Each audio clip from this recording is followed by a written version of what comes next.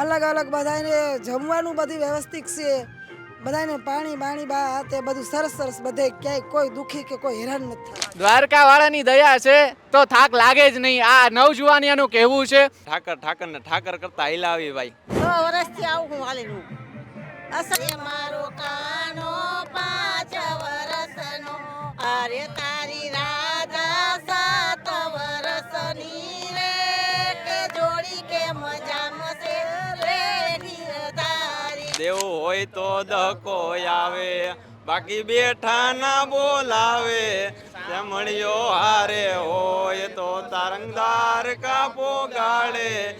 દ્વારકા વાળો ઈ દ્વારકા વાળો જો સંભાળે વેલો આવ.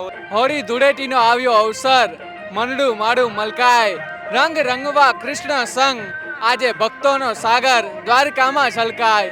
આજે વાત કરવી છે એક એવા અવસરની કે જેમાં ભક્તોનો સાગર, ભક્તોનો દરિયો એ દ્વારકામાં છલકાય છે.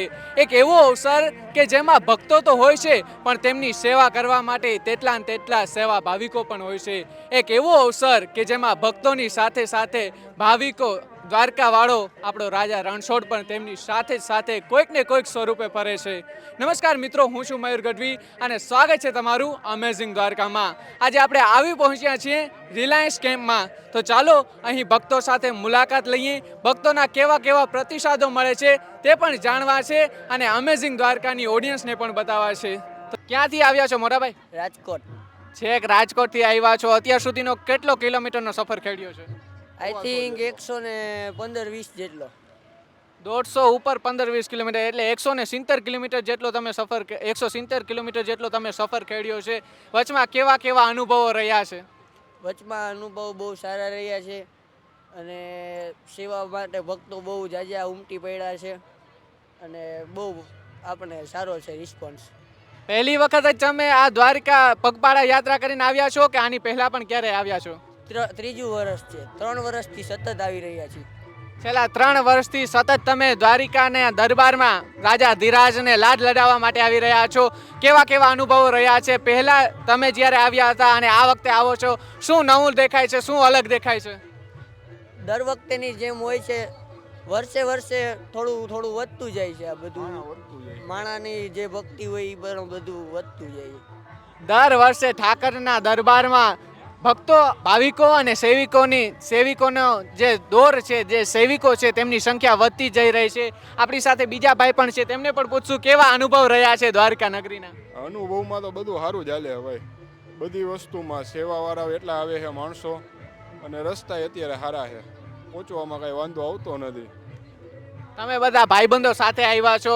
વચમાં ભાઈબંધો હોય એટલે મોજુના દોરા જ અલગ છૂટતા હોય, ભાઈબંધોમાં મોજું અલગ હોય. કેવા કેવા ભાઈબંધો સાથે મજા આવે છે? કેવા કેવા અનુભવ રહ્યા છે? નાના અનુભવ હોય બરોબર. અમે તો બધા ભાઈઓ જ છીએ એટલે કંઈ કહેવા પણ જ ન રહીએ. બધા ભાઈઓ ભેગા છે અને ભાઈઓ જ્યારે ભેગા હોય તો પછી વાત જ ના ઘટે.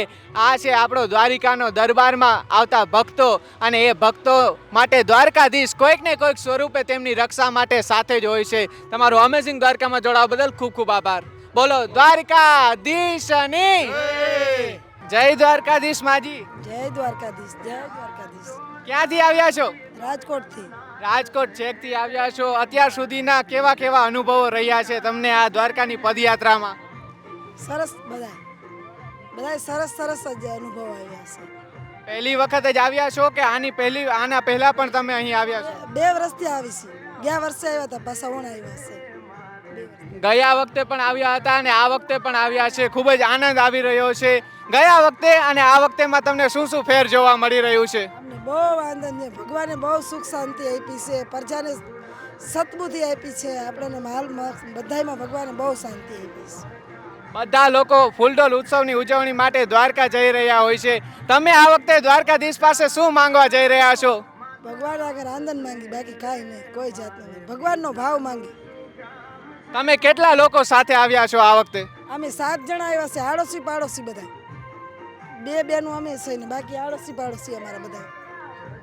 બધી સખીઓ સાથે આવ્યા છો. સખીઓ સાથે આપણે જો દ્વારકાની પદયાત્રા કરીએ તો વચમાં આનંદ આવે. રસ્તામાં ઘણા બધા કેમ્પો મળતા હોય છે. કેવી કેવી કેમ્પોમાં સુવિધા મળી છે તમને? સરસ સરસ સુવિધા છે બધે. ગામના બધા ડૉક્ટરો અલગ અલગ આવેલા છે, અલગ અલગ સેવાઓ આપે છે, અલગ અલગ બધાને જમવાનું બધી વ્યવસ્થિત છે, બધાને પાણી બા તે બધું સરસ સરસ, બધે ક્યાંય કોઈ દુઃખી કે કોઈ હેરાન નથી થતું. બહુ ભગવાનનો ભાવ છે, ભગવાનની બહુ આનંદ છે. ગયા વખતે તમે પહેલી વખત આવ્યા હતા, આ વખતે બીજી વાર આવ્યા છો, બધું ઘર મૂકીને આવી ગયા છો, તો ઘરનું બધું કોણ સંભાળે છે? દીકરાની વહુ, દીકરા, ઘરનું માણા. દીકરાની ઘરે નાના નાના વિયા છે, મોટાની ઘરે 2 દીકરી દીકરો છે, નાનાની ઘરે દીકરો છે, દીકરાની 2 વહુ છે, તે સંભાળી લે. હવે આપણે ભગવાન વિશે થાય એટલું કરી, બાકી જંજાર છોડી દેવાનો. બાકી ઝંઝટ છોડી દેવાની, રાજા રણછોડનું નામ લઈ અને આપણે દ્વારિકા પર્યાણ કરી દેવાનું. તમારી સાથે બીજી બહેનો પણ આવી છે, તેમની સાથે પણ વાત કરશું.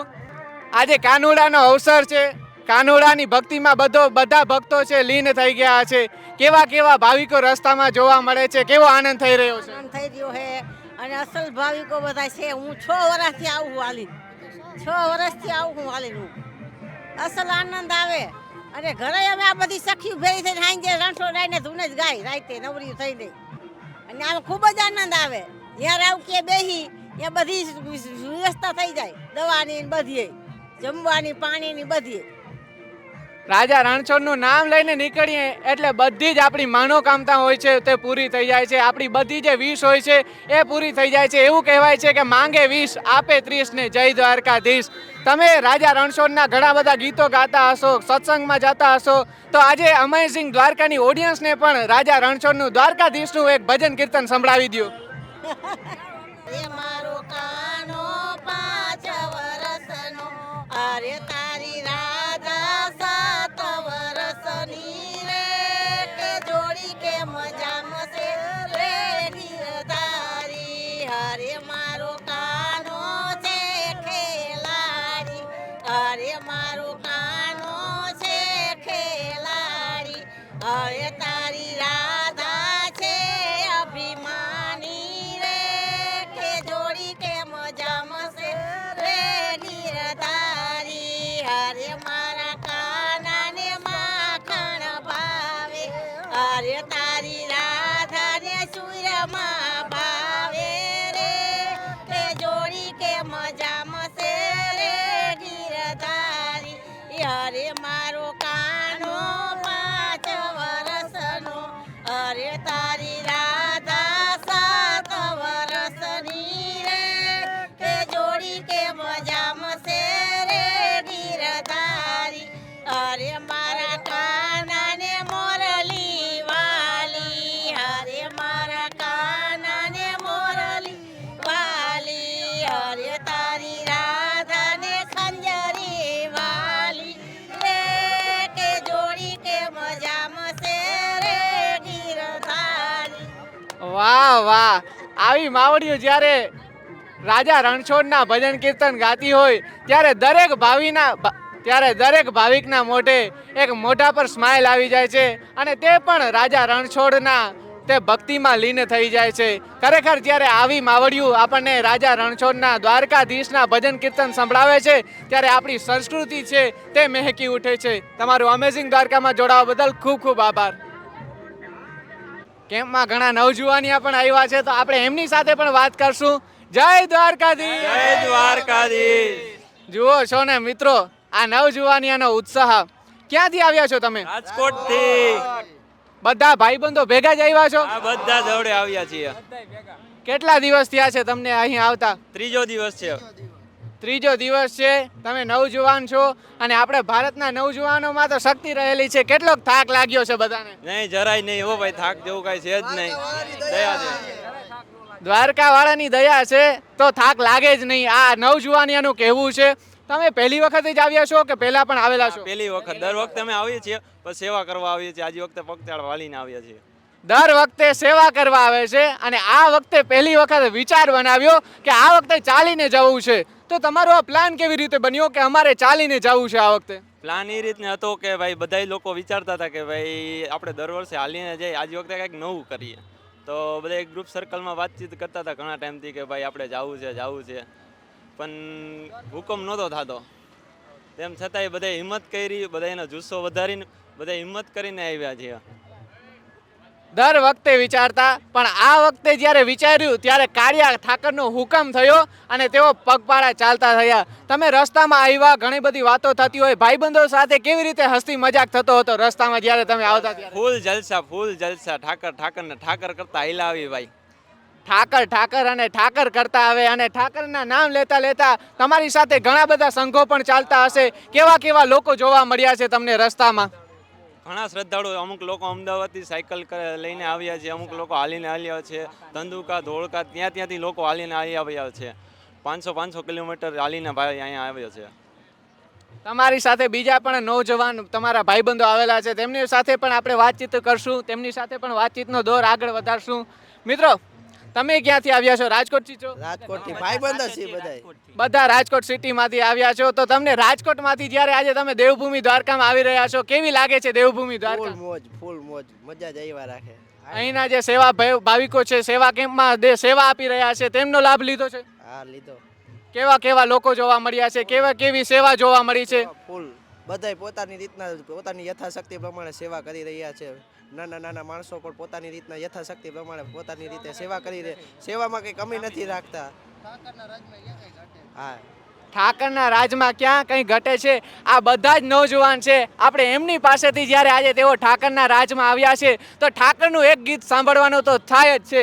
તો બધા જ મિત્રો આપણે ઠાકરનું એક ગીત સંભળાવી દો. હાલો, અમેઝિંગ દ્વારકાની અમેઝિંગ ઓડિયન્સને. એ દેવ હોય તો દકો આવે, બાકી બેઠા ના બોલાવે.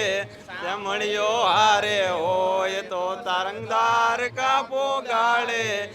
દ્વારકા વાળો ઈ દ્વારકા વાળો જો સંભાળે વેલો આવશે. જય દ્વારકાધીશ. જય ઠાકર. આજે તમે બધા ભાઈબંધો છો. સુદામા અને કૃષ્ણની મિત્રતાની વાત જ અલગ હતી. એ કૃષ્ણને કાંઈ બોલે નહીં છતાં પણ કૃષ્ણ બધું સમજી જતા. તો સુદામા અને કૃષ્ણનું એક સોંગ છે, દોસ્તીમાં ઘણો ફેર છે, ભાઈબંધીમાં ઘણો ફેર છે, ભાઈબંધ કોને કહેવાય, એ તમારા મુખ્ય આજે સાંભળવું છે. એ ભાઈબંધમાં ઘણો ફેર છે રે, ભાઈબંધ કોને કહેવાય જો. ભાઈબંધીમાં સુદામાને કૃષ્ણ મળ્યા રે, એને ભાઈબંધ કહેવાય જો. વાહ વાહ. મિત્ર એડા કીજીએ જે સુખ में पीछे હોય, મિત્ર એડા કીજીએ જે ઢાલ સરીકા હોય, મિત્ર એડા કીજીએ જે સુખ में पीछे હોય, મિત્ર એડા કીજીએ જે દુઃખ में આગે હોય. આ છે મિત્રતા. જ્યારે ભાઈબંધો ભેગા દ્વારિકાના નામ ઠાકરનું નામ લેતા દ્વારિકાના દરબારમાં પધારતા હોઈએ તે મોજું જ અલગ હોય છે, તે સમય અલગ હોય છે, તે અનુભવ અલગ હોય છે. અને એ મજા માણવી હોય તો તમારે ભાઈબંધો સાથે એક વખત દ્વારકામાં ચોક્કસ આવવું પડે, જરૂર આવવું પડે. બોલો દ્વારિકાધીશની જય. દ્વારકાધીશ. ક્યાંથી આવ્યા છો? વાંકાનેર તાલુકો વાંકાનેરથી છેક આવ્યા છો. કેવો થાક લાગ્યો છે? થાક શું લાગે? આ કઈ થોડોક વાણા જાય છે, 15 વર્ષ આવી છે.